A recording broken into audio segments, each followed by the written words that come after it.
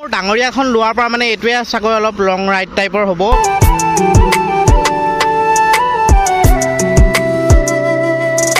হিন্দুৰ ধৰ্মাৱলম্বীৰ মাজত থকা ইছলামৰ পবিত্ৰ স্থানটোৱে হ'ল আজানপীৰ দৰগাহ। তেখেতৰ স্মৃতিটো থাকি যাওক বুলিয়ে এই আজানপীৰ দৰগাহ তেখেতে মৃত্যু হোৱাৰ পিছত ইয়াতে সমাধিস্থল কৰা হ'ল, মানে তেখেতক কবৰ দিয়া হ'ল। তো বাইক লৈছোঁ মই, তেল ভৰা মই, তো চলাম মই, তো বেলেগৰ গা জ্বলিবলৈ দৰকাৰ নাই ন।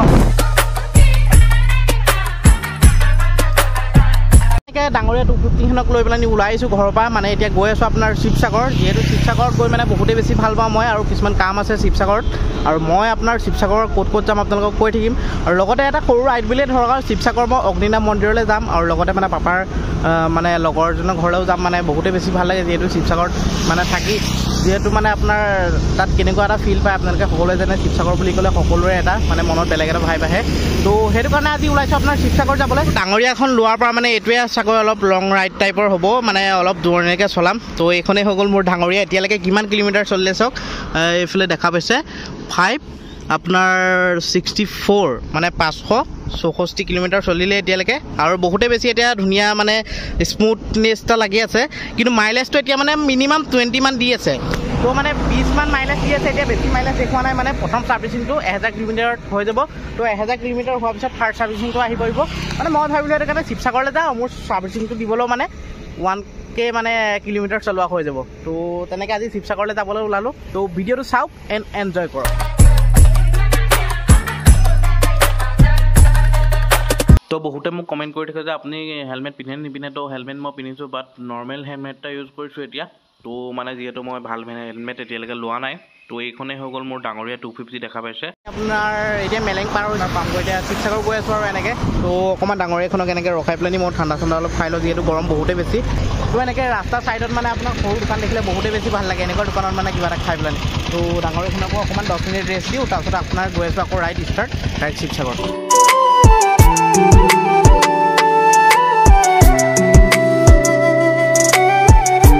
ইমান ৰ'দ দিছে মানে, আৰু এইফালে ডাঙৰীয়া 250খন চাওক, এইফালে আপোনাৰ 584 কিলোমিটাৰ এতিয়ালৈকে চলিলে। মানে মই পিপুল 5ত আনিছিলোঁ ঘৰৰ পৰা, পিপুল 5ৰ পৰা এতিয়া মিনিমাম মানে কিমান 30 কিলোমিটাৰ চলিলে। তো আৰু ইয়াৰ পিছত এতিয়া গৈ পাম মানে আপোনাৰ জাজিৰ পিছত আপোনাৰ গৈ পাম শিৱসাগৰ। আৰু তামাম গৰম দিছে কিন্তু দেই, এইখন ৰাস্তা বেয়া। তো অলৰাইট গাইজ, তো এনেকৈ গৈ আছোঁ শিৱসাগৰলৈ। তো আৰু অলপ দেৰি পিছত পাই আছোঁ আপোনাৰ জাজি। মানে আপোনাৰ কিছুমান কথা ভাল নলগা হ'ল, মানে কিছুমান ঘৰৰ মানুহক মানে ফোন কৰে, পৰিয়ালৰ মানুহে, যেতিয়া মই বাইকখন লৈছোঁ।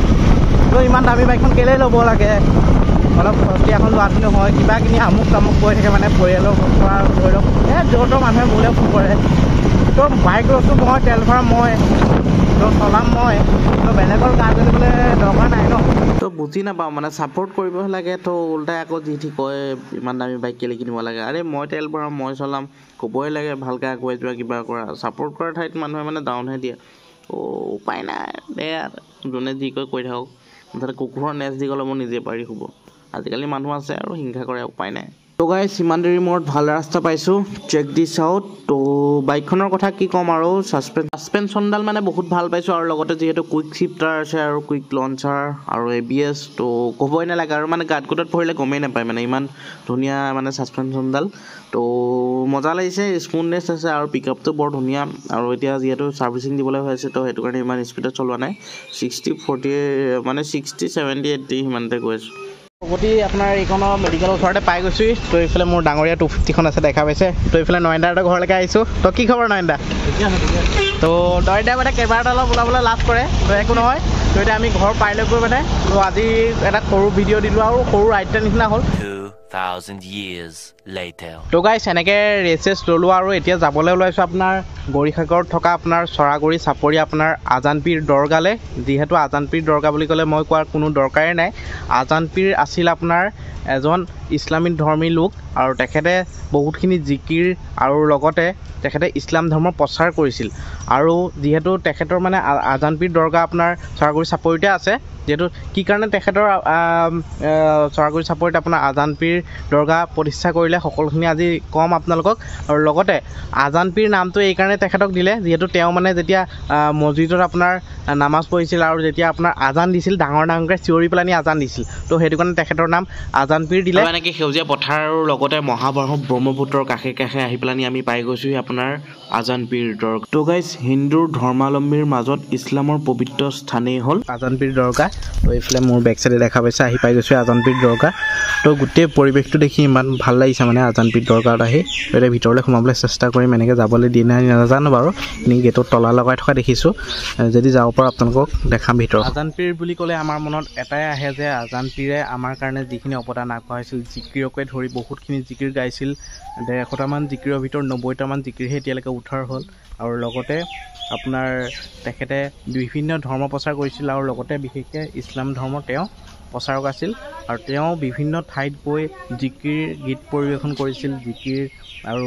বিভিন্ন ঠাইত গৈ হিন্দু ধৰ্মকে হওক মুছলমান ধৰ্মকে হওক ইছলাম ধৰ্মকে হওক মানে তেখেতে ধৰ্ম প্ৰচাৰ কৰি ভাল পাইছিল আৰু তেখেতৰ পৰা বহুতখিনি কথা ইছলাম ধৰ্মৰ মানুহে শিকিলে আৰু দূৰ দূৰণিৰ পৰা এই আপোনাৰ আজান পীৰ দৰগাহত আহে আৰু ইয়াত আহিলে বোলে নামাজ পঢ়িলে বহুতখিনি মানুহে মনত শান্তি পায় বুলি কয় আৰু যিখিনি ভাবে মনৰ পৰা হয় বুলি কৈছে আজান পীৰ বুলি ক'লে আপোনাৰ আজান ফকীৰ বুলি ক'লে আপোনাৰ সকলোৱে চিনি পায় সকলোৰে জনপ্ৰিয় আছিল তেওঁ বিশেষকৈ ইছলাম ধৰ্ম প্ৰচাৰ কৰিছিল আৰু তেওঁ যেতিয়া অসমলৈ আহিছিল মিনিমাম 1500 শতিকাৰ পিছত মানে তেওঁ ইয়াত অসমত বিভিন্ন জেগাত ধৰ্ম প্ৰচাৰ কৰিছিল জিকিৰ গাইছিল আৰু লগতে তেখেত যেতিয়া ঢুকাইছিল তেখেতৰ মানে আপোনাৰ কবৰটো এই আজান মানে আপোনাৰ এইটো আপোনাৰ আজান পীৰ দৰগাহতে মানে তেখেতক ইয়াতে কবৰ দিয়া হৈছিল আৰু লগতে তেখেতৰ স্মৃতিত এই আজান পীৰ নামৰ এই দৰগাহটো বনোৱা হ'ল